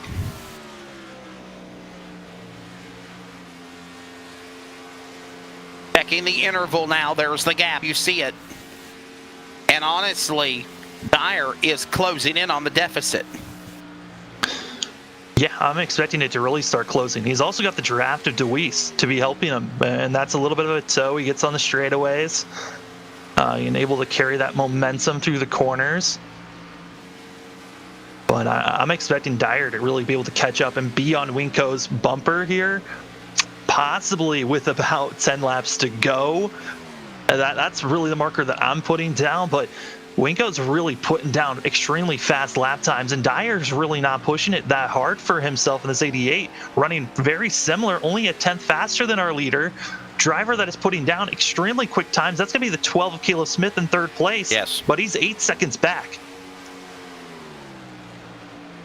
There you see him right there, and he is not in reaching ground of Matt Dyer. Dyer trying to run down Wingo. Smith trying to run down Dyer. Ely closer to Smith in the 54 for 4th. Then you got Sherwood about 2 seconds back behind Ely in the top 5 of the 29. Coverage high above presented by All American Pools. We are approaching the 20 to go mark here at Chicagoland. There you see the gap. There's the leader. There's the leader. Let's see how far aerial view the distance is from Wingo to Dyer. There's the leader. Dyer is nowhere in sight till now. Yeah, Dyer is not catching Wingo at all. They're just running the same exact times, and that's either a showing of the fact that Wingo is just pushing it as hard as he can, or Dyer's just waiting, or he's got an issue of some sorts. But Tucker Wingo trying to become our second two-time winner this season in that 99 machine. It's been a while since we've seen the 99 get his win. Last time he won was in round 2 at New Hampshire. So from the mile course to the mile and a half, it's been a couple of weeks, maybe a couple of months, but Wingo trying to get the win for the 99 machine and trying to get that momentum as we inch closer and closer to the end of the regular season and close to playoff time.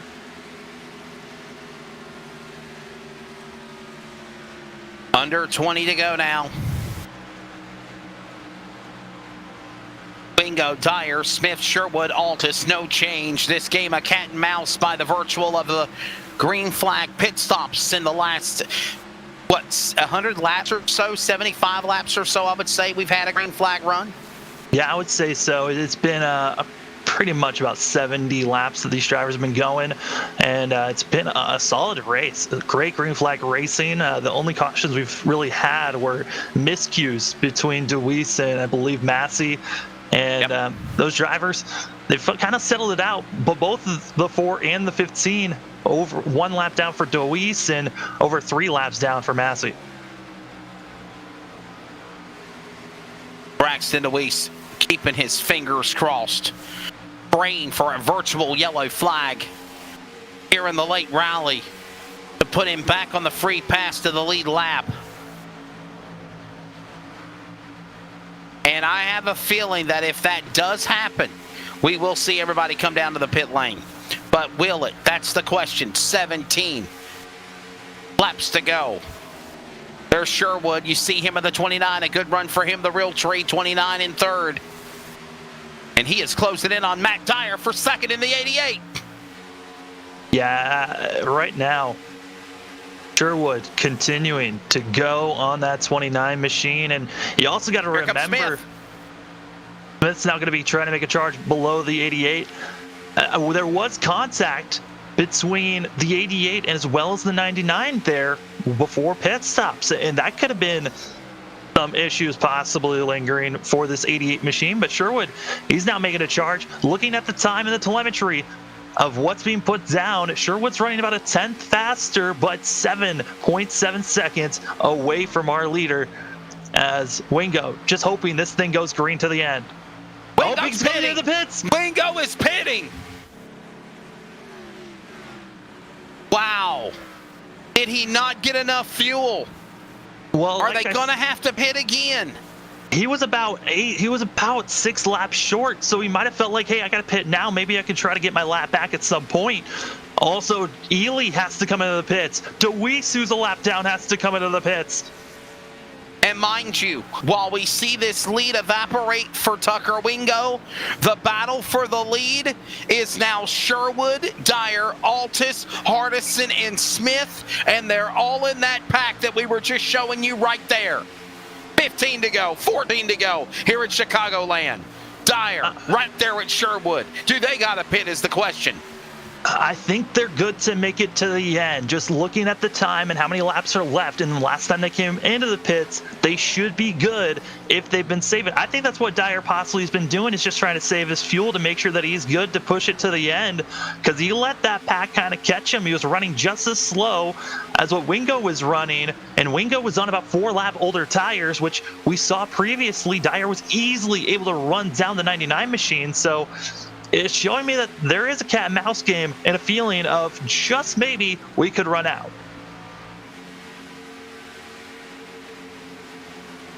Sherwood now the leader. See him in the red. He's one of those drivers that are outside the top 10, but with a win he moves to the playoffs. Yeah, both Sherwood and Matt Dyer, both 15 points outside of our top 10 in points. Only the top 10 are able to make it into the playoffs. So we already know we have a total of 7 drivers already locked in. We're looking to see who those 3 other machines are going to be. And Sherwood, a great run for himself. He's been trying to keep himself out of trouble in this 29 machine. Been doing a great job at it so far. And looking back, I mean, Dyer's trying to make a charge. Spencer Hardison won back at Kansas in week 3 as a driver that this here at Chicagoland, very similar to Kansas. He was one of those drivers to just watch out for, possibly a chance to win this. But with the way the gaps are, Sherwood, he's trying to continue to pull away. You mentioned those 7 drivers in green, the 3 drivers in blue in the top 10 in the points, including Jack Ely, Coleman, and Massey, who had a bad day in the 4 car. Those were your top 10 in the points, positions 8 through 10. Then you got 11, 12, 13, 14th in red. And Sherwood and Dyer were one of those drivers outside the top 10. And Sherwood and Dyer, if they win, whoever it is with now 10 remaining, blue becomes skip blue. Red becomes skip blue, you go to green, and you're now the 9th different driver or 8th different driver to go to the playoffs. 8 different winners, and we still have 3 races left to go before the postseason. Brockton Packer, as well as Robbie Helms, had to pull it into the pits to come and get service done to make sure they were good to the end. As we continue to watch and see, our top 8, they still have not pitted, feeling confident that they can make it to the end. And you might be wondering why Dyer's not be able to make a charge here. It's the fact that he's got 1 lap older tires, and 1 lap is massive here. And here's the only thing that could be the ace in the hole for Matt Dyer. Robert Sherwood is about to overtake some lap traffic. And if he can, he gets caught up and pinched in because of it. This might allow Matt Dyer to try to close in, but you see Dyer holding off a hornet's nest in the likes of Altus and Hardison and Smith. They're all coming after him for that spot. And just looking through, Helms cutting his way through our leaders with the fresher tires. 7 to go. Sherwood still out in front. Dyer, there he is. And yes, the 29 has caught up to lap traffic. Here's his time. This is what he's got to do. Big brother Matt's got to make a move here, Sam. I mean, yeah, the lap traffic was there, but the issue is the lap traffic's got fresher tires. They're pulling away, and it's not really helping Dyer catch up. Right now, Dyer's still running about a half a second back. That last lap, he was just a little bit under a tenth faster was Dyer over Sherwood, but he needs to go faster here, and here comes Altus in the 94 machine on the outside of the 88 of Dyer. The Daytona winner, Joshua Altus, up on the outside. He's not won in the last 9 weeks. Now throws a block on the outside to make a move around Dyer. He'll carry a wingman and Hardison with him up the outside as they work their way out of turn 4. Back to the stripe, open hand, 5 to go here at Chicagoland. And Sherwood has pulled away from all comers now. The interval almost 1 second to now Altus in second. Yeah, that last lap, due to the fact that Altus had to make the pass on the outside, lost 2 tenths on our leader. But right now, I think Altus might be about a tenth faster than Sherwood, but just based off a tenth a lap, he's going to run out of time. Definitely running out of time. Sands of the hourglass virtually coming to a close for Sherwood. Cross the stripe. 4 remaining here at Chicagoland. By virtue of those laps, less than 6 miles left in this event in the South Tow Outfitters 200. Sherwood, Altus, Hardison, Dyer, Terry, top 5 again off 2. Caleb Smith couldn't make it. The 12 machine has to come into the pits, which means there's a chance that our front runners can't make it on fuel. To the pit lane comes Caleb Smith. Could we see a fuel mileage gamble down the home stretch? Smith, we thought, could pull the dice and go to the finish. We're seeing now he can't. Will the other drivers make it? It's sink or swim time. Smith, bottom of the apron. He's off the pace after a fuel run. Stop and go there, getting fuel. And Sherwood leads him to the back straightaway with 3 to go. Altus is there. He's right there in that 94 machine. He's within 3/10. He's caught him way faster than I thought he was going to. Altus running about 3/10 faster, and he's got a chance. Altus has not won since Daytona. If he wins, he will be the first two-time winner, joining also Braxton DeWeese, who did it at Charlotte and the Daytona Road Course. Here he comes, here at Chicagoland. 2 to go, back straightaway. Sherwood better hold on. Altus is coming hard into 3. Cody Terry's coming in, another one of those drivers we thought possibly couldn't make it to the end. We're now left with a total of 6 cars when we had about 8 that could make it. To the line, the CRN, 1 to go. Follow coverage at wearecrn.com. 1 more lap remains. Here comes Sherwood. He'll play blocker now for the final time, as here comes Hardison and Altus, reeling him in one more time at a turn 2. Altus has got to try the inside, and Hardison's got to try the inside, but lap traffic could be a factor here. But here comes Sherwood. He's holding the inside, but Altus to the inside. Lap car on the inside blocking. Here comes Altus, final shove. Hardison up on the outside. He's not there. Sherwood with a blocker of a lap car to help him. Hardison comes out of nowhere. Sherwood runs out of fuel. Hardison's going to win this race. I think Sherwood win out of fuel, and Spencer Hardison is going to win and steal one here in Chicagoland. Talked about it. He had a chance. He was someone that was just lingering and waiting, saving fuel just enough. Sherwood, he didn't have the draft to help him with fuel, runs out right at the line. Pittering, titter-tatting, putting down to the line. Sherwood runs out of fuel exiting turn 4 just by less than 500 yards. He misses the start-finish line, runs out of fuel, and Spencer Hardison will become a 2-time winner on the series. Well, right there, Caleb Smith was trying to help his teammate get to the line and possibly burn out, but he ran out of fuel in the backstretch, got turned by his teammate, Spencer Hardison. Just enough fuel to get to the end, as I think really everyone was understanding, hey, you got to save a little bit, but Sherwood just didn't save enough. Even Spencer Hardison running out of fuel. He can't even do the celebratory burnout celebration. Here is your unofficial results presented by Sawblade.com for round number 9 of the SNB Cup Series, presented by Appalachian Holler Hunters in tonight's South Toe Outfitters 200 at Chicagoland. Spencer Hardison the winner. Rob Sherwood will finish in second. Joshua Altus, what a run, what a charge. He'll settle for third. Matt Dyer fourth. Christian Garner the top 5. Ross Tatum, Tucker Wingo, Matthew Gilliams, Jack Ely, and Caleb Smith your top 10.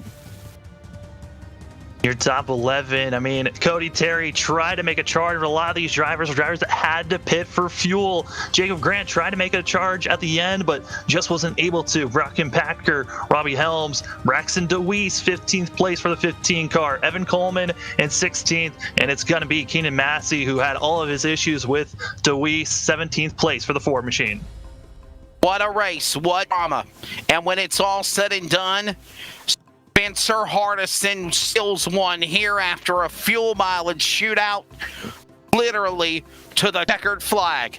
Post-race wrap-up is coming up. We'll talk to the drivers on the podium of Hardison, Sherwood, and Altus when we return. Coverage from Chicagoland, iRacing on LSR TV, and CRN Sports with the SNB Cup Series. Going to Discord.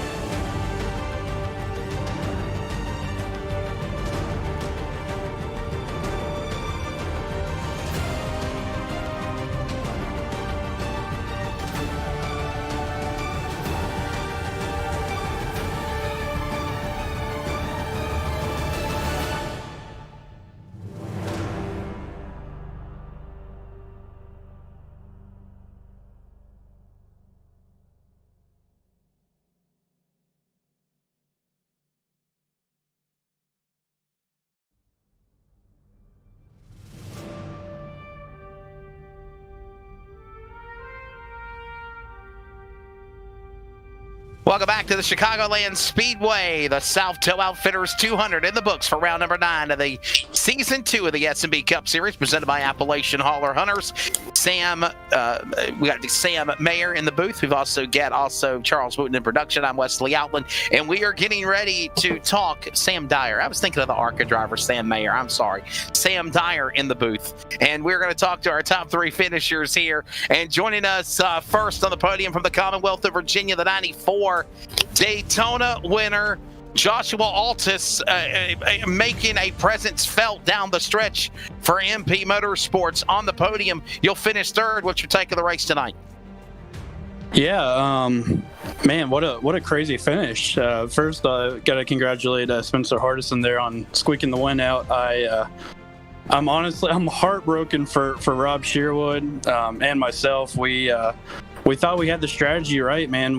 I personally didn't have the best car tonight. I probably had the top 5 car, and we were gonna have to try something to win it there. And we tried to stay out an extra lap or 2 on that last run before we put it under green. And I thought we had played it just enough. And Rob and I both got by the 9, and I thought I was gonna be able to save enough. And I knew Rob was close, and my plan was to try to get him off 4. And then he ran out, and then I ran out at the same time, and then the 9 squeaked by both of us. But just thankful to be out here, man. I appreciate this series. We've had so much fun this season. I feel like every race is a must-watch race. These endings have been crazy. Yeah, Joshua, it was a crazy race from our point of view to be watching you guys out there. We saw that you had a little bit of a slip up with some contact early in this race with DeWeese, and then you had to battle your way back from there. Was there any damage that you really had to deal with throughout this race? Yeah, we definitely had some aero damage early. Bradston's a great driver, but he's been very aggressive recently, and I've just told him, if you're going to be aggressive, I'm going to race you back how you race me. And he chopped my nose pretty early, and we got some aero damage that set us back there. So fortunately, we were able to get that repaired. Took a little while to come back through the pack, but thankfully we were able to put ourselves in position there to get a good finish.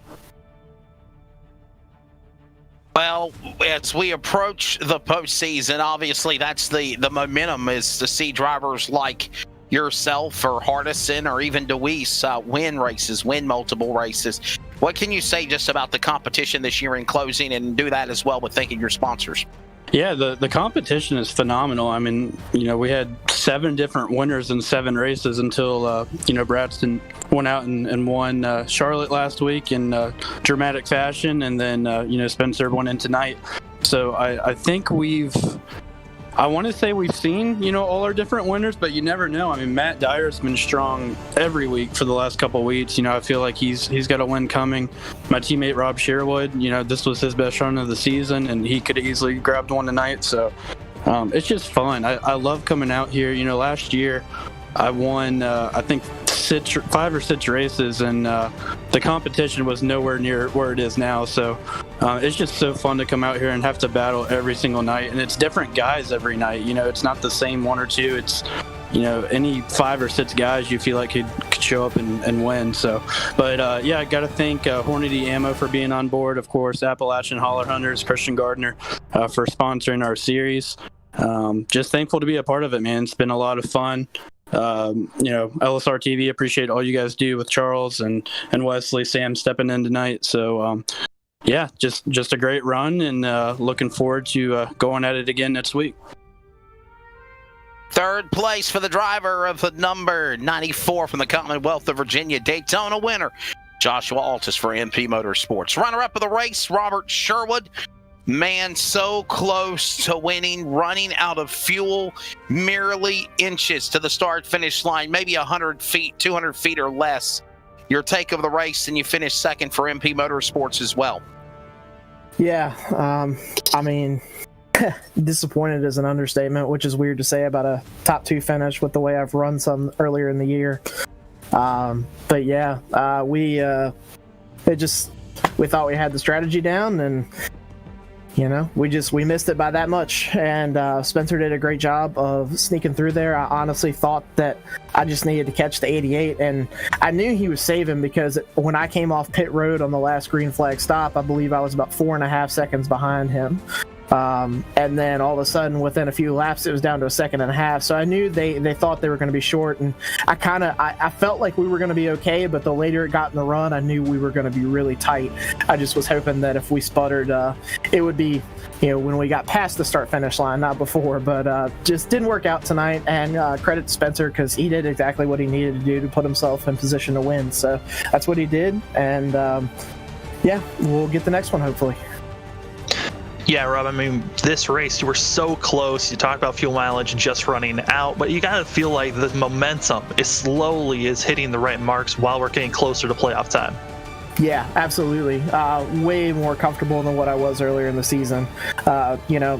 Fortunately, my teammate, Josh Altus, kind of had a heart-to-heart with me earlier in the season and just said, look, like, you need to start putting yourself in some better positions and you're going to start having some more success. And so I really have tried to focus on that the last few weeks, even the All-Star race at Charlotte. And for the most part, I feel like we've done that.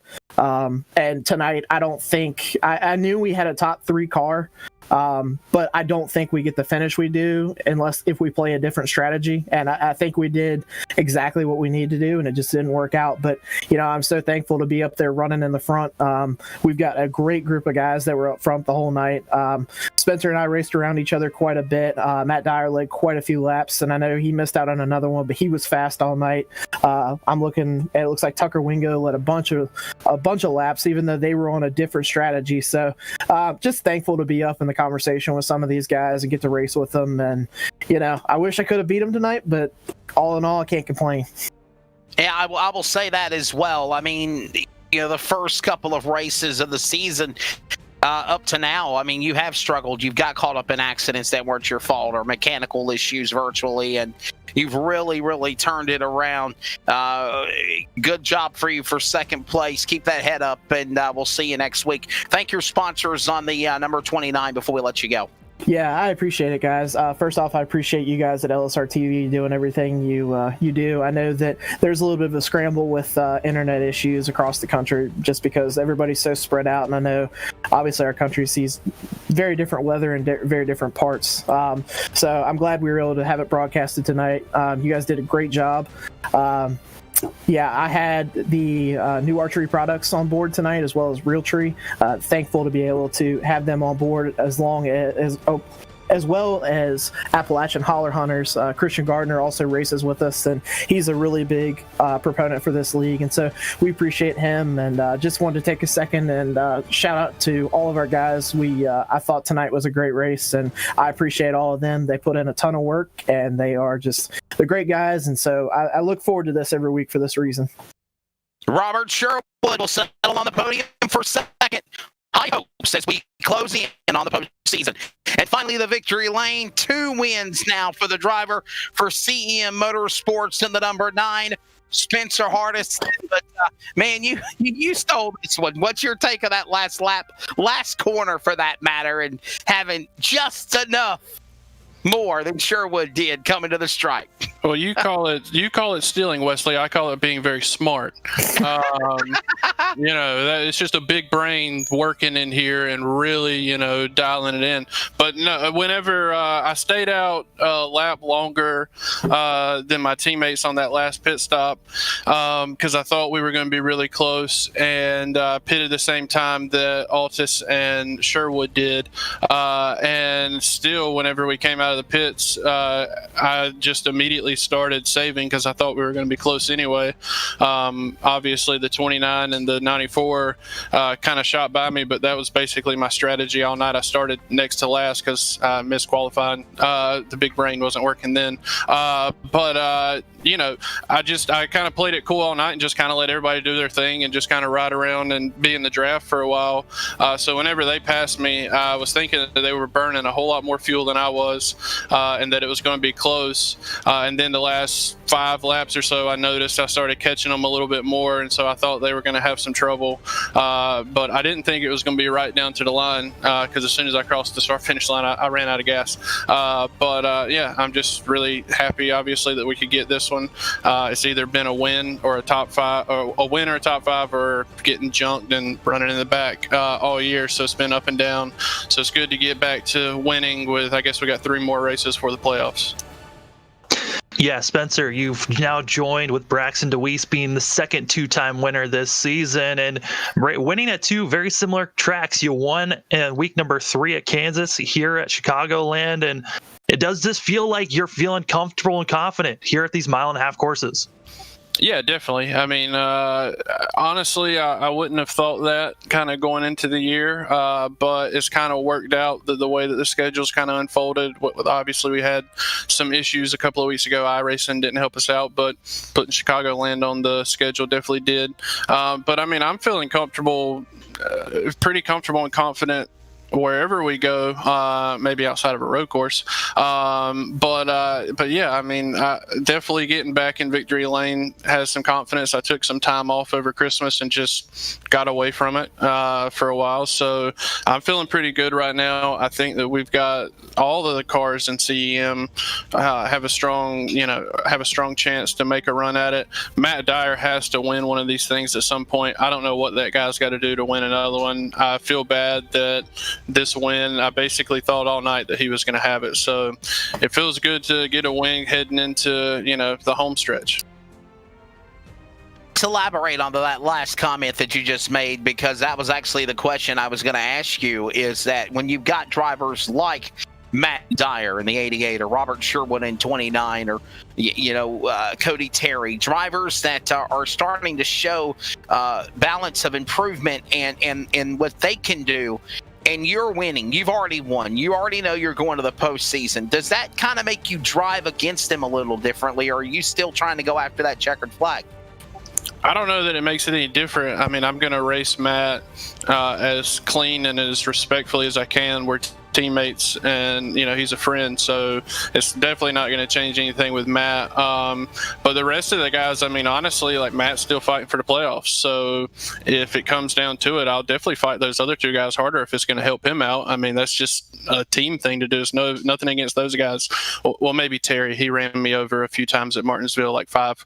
But I mean, other than that, no, I don't really think it's going to be any different. I don't think it's going to be any different. It's just, about, I try to race everybody respectfully anyway, so it's not going to be too much different. Thank your sponsors on the 9. Congratulations. I appreciate it. Yeah, definitely got to thank Lane's Contracting. They have definitely done a lot for me. They give me a paycheck every week mainly. But definitely want to thank you guys at LSR TV. As everybody else always says, y'all do a great job, and definitely went above and beyond. I guess y'all had some issues tonight and stuff like that. And definitely big thanks to all the CEM guys. Matt, like I said, Matt does a great job every week. He's going to win one of these things soon. He helps us out a lot with strategy. Him and Evan are kind of our strategy guys, and Caleb is going to definitely be a contender for the rest of this thing, and especially in the playoffs with a road course on there. So yeah, thanks to all those guys, and thanks to you. So Spencer Hardison for CEM Motorsports now makes it the first repeat winner back-to-back, as well as Braxton DeWeese on this series. As we move into round number 10, just 3 races remain until the race to the playoffs for a championship.